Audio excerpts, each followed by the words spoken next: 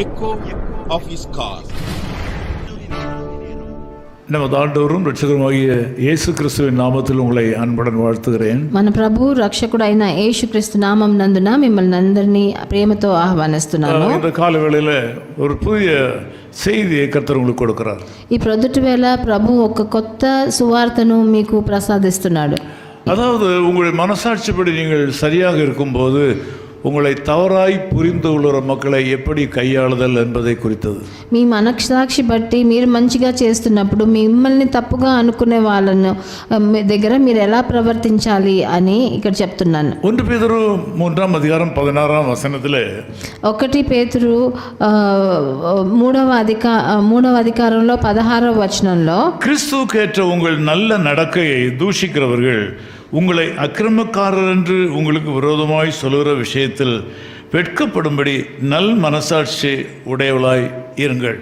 అప్పుడు మీరు దేని విషయమై దుర్మార్గులని దూషింపబడుదురో దాని విషయమై క్రీస్తు నందున్న మీ సత్ప్రవర్తన మీద అపనిందన వేయువారు సిగ్గుపడుదురు అని రాయబడి ఉన్నది. இந்த செய்தியை கொடுக்கிற நான் என்னுடைய வாழ்க்கையில் நண்பர்களை ஏராளமாக கொண்டவன். నేను మీకు ఈ వచనాన్ని సువార్తను తీసుకొచ్చే నేను ఎంతో మంది మిత్రులు నాకు ఉండేవారు. இரத்த சம்பந்தமான உறவுகளை காட்டிலும் நண்பர்களாலே தான் இந்த ஊழியத்தை பல விதங்களிலே வளர்க்க முடிந்து வந்திருக்கிறது. నేను నా చుట్టాల కన్నా నా సొంత వారి కన్నా నేను బయట నా స్నేహితులను పెట్టే ఈ పరిచర్యను ఇంత దూరం తీసుకొచ్చాను. இந்த நண்பர்கள் என்கிற இந்த உறவிலே சில விரல் விட்டு எண்ணக்கூடிய சிலர் என்னிடத்தில் எந்த பதிலும் சொல்லாமல் என்னை விட்டு பிரிந்து போய்விட்டார்கள். కొంతమంది నాతో కలిసిన ఇలాంటి మిత్రులు ఒక నా వేలు పెట్టి లెక్క పెట్టే అంతమంది నన్ను చెప్పా పెట్టకుండా నన్ను వదిలేసి వెళ్ళిపోయారు. நன்றாக இருந்தவர்கள் எந்த இடத்துல மன கிளேசம் வந்தது என்று தெரியாததுனால புரிந்து கொள்ள முடியாத நிலையில் நான் சில நேரங்களில் இருக்கிறேன்.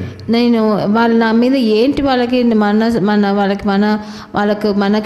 వాళ్ళ దేని గురించి నా మీద బాధపడ్డారు, ఎందుకు నన్ను వదిలేసి వెళ్ళిపోయారని చాలాసార్లు నేను ఆలోచించేవాడిని. கூட நெருக்கமாக இருந்தவர்கள் அப்படியே பிரிந்து போய்விடுவார்கள். నాతో చాలా ఆప్యాయంగా నాతో సొంత జనంలాగా ఉన్న వాళ్ళు స్నేహితులు ఏమి చెప్పకుండా నన్ను వదిలేసి వెళ్ళిపోయేవారు. அவர்கள் தேடினாலும் கிடைப்பதில்லை. వాళ్ళు ఎంతో వెతికినా వాళ్ళు దొరకలేదు. తర్వాత கண்டுபிடித்தாலும் அவர்கள் மறைந்து ஒளிந்து ஓடி விடுவார்கள். నన్ను ఎక్కడైనా కనిపెట్టానంటే కూడా వాళ్ళు నా దగ్గర నుంచి దాక్కొని నన్ను వదిలేసి వెళ్ళిపోతారు.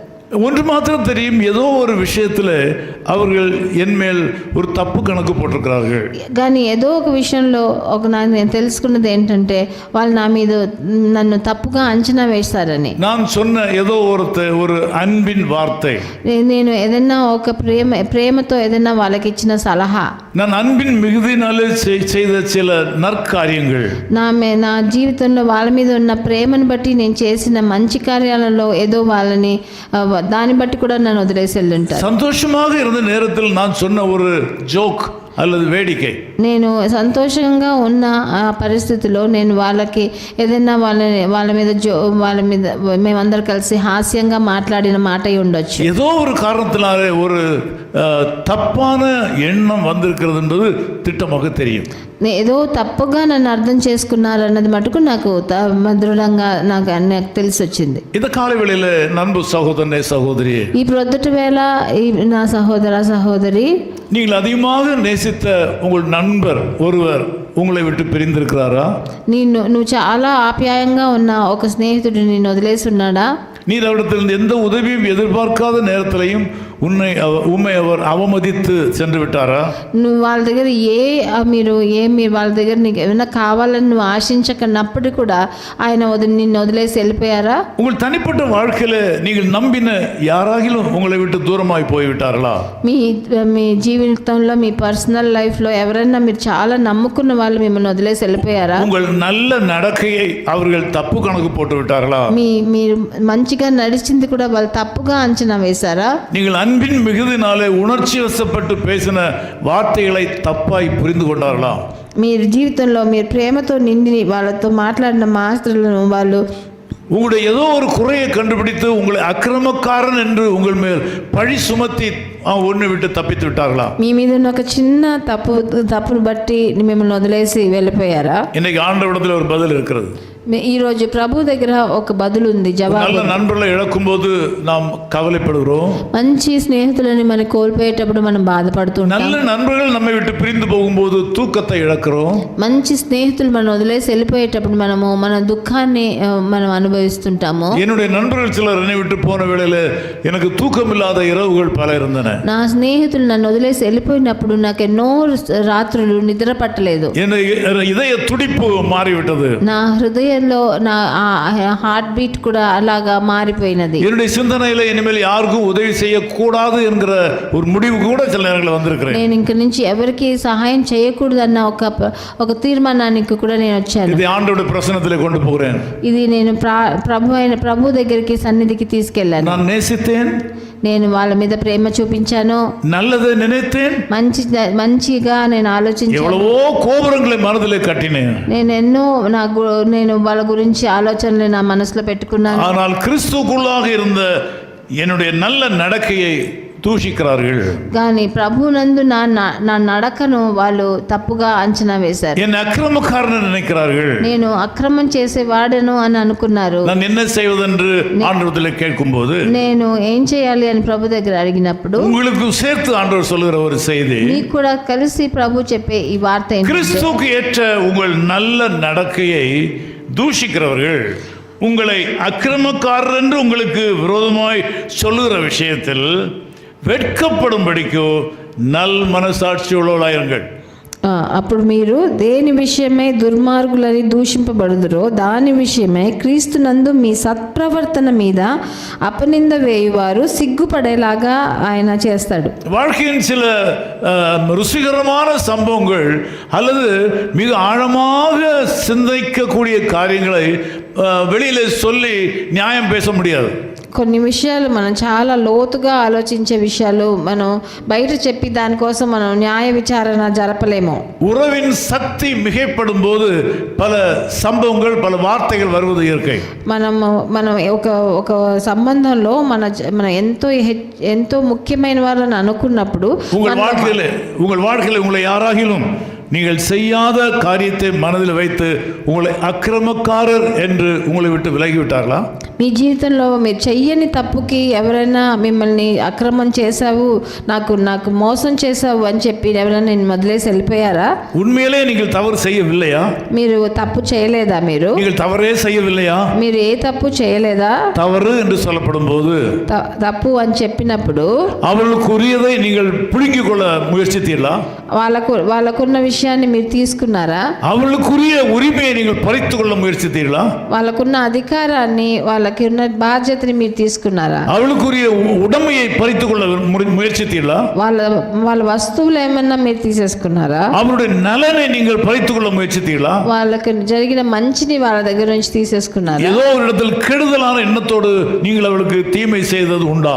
ఎవరికైనా చెడు జరగాలని మనసులో ఆశించి వాళ్ళకి చెడు చేశారు. இன்னைக்கு கர்த்தருடைய ஆவியானவர் பேசும்போது காதுள்ளவர்கள் கேட்க கடவீர்கள். ఈ రోజు పరిశుద్ధాత్మ దేవుడు మీతో మాట్లాడినప్పుడు చెవులు ఉన్నవారు వినాలని ఆలకించాలని మీరు நீங்கள் அப்படி செய்திருந்தால் நீங்கள் குற்றம் செய்திருக்கிறீர்கள். అలా చేసినట్టయితే మీరు తప్పకుండా మీరు వాళ్ళకి ద్రోహం చేశారు. பொருளை ఇచ్చితల్, ఇంకోరి వాళ్ళ విషయాలని వాళ్ళ వస్తువులని మన ఆశ, பொருளை திருடுதல், వాళ్ళ విషయాలని మీరు దొంగలించడం, அவருடைய உரிமையை பறித்தல், వాళ్ళకున్న అధికారాన్ని మీరు తీసుకోవడం, அவருடைய உறவை இல்லாமல் ஆக்குதல், వాళ్ళని ఏమీ లేకుండా చేయడం.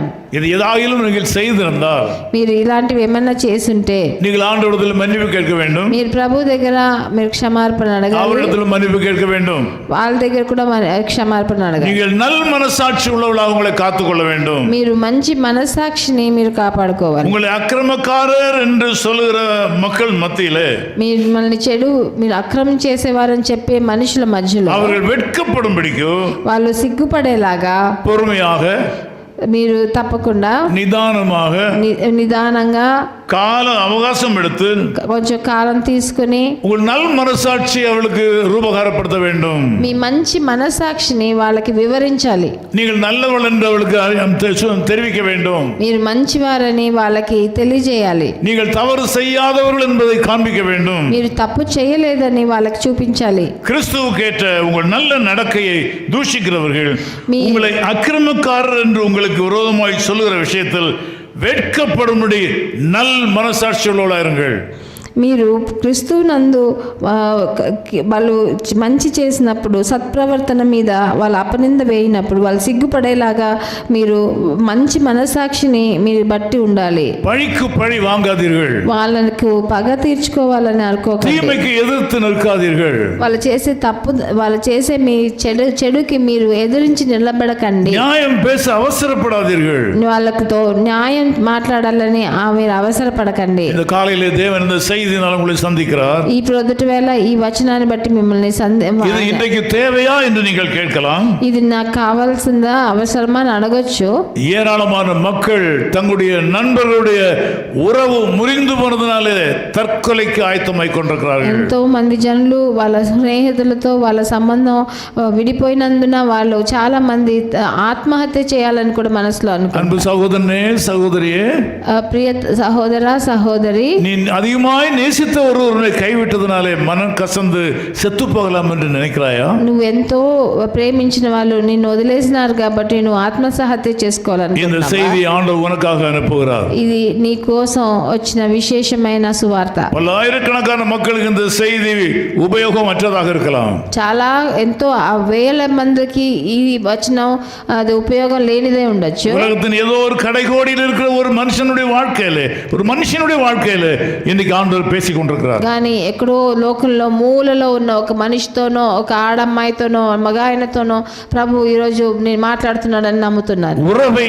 இழப்பது என்பது தாங்கக்கூடாத கஷ்டம். ఒక సంబంధాన్ని కోల్పోవడం అన్నది ఒక ఎంతో తట్టుకోలేని కష్టం. இந்த செய்தியை பிரசங்கிக்கிற நான் கூட என்னுடைய நண்பர்கள் சிலரை இழந்த நேரங்களிலே எத்தனையோ நாட்கள் தூங்காமல் சாப்பிட முடியாமல் கஷ்டப்பட்டிருக்கிறேன். నేను కూడా ఇక్కడ నిలబడి మాట్లాడే నేను కూడా ఎంతో ఒక ముఖ్యమైన మిత్రులని కోల్పోయి అన్నం తినకుండా నిద్ర లేకుండా ఎంతో కష్టపడిన రోజులు ఉన్నాయి. ఎకారణం கொண்டு సమాధానத்துக்கு வரமாட்டேன் என்று சொன்னாலும் ఎంత చెప్పినా మన హృదయ నెమ్మది కలగదు. அவருடைய விஷயத்தில் நல் மனசாட்சியோடு இருக்கும்போது వాళ్ళ విషయమై మంచి మనసాక్షిని కలిగిన వారు பரிசுத்த ஆவியானவர் அற்புதம் செய்வார். పరిశుద్ధ ఆత్మ మనకు అద్భుతాలు చేస్తారు. இழந்து போன உறவுகள் திரும்ப வரும்.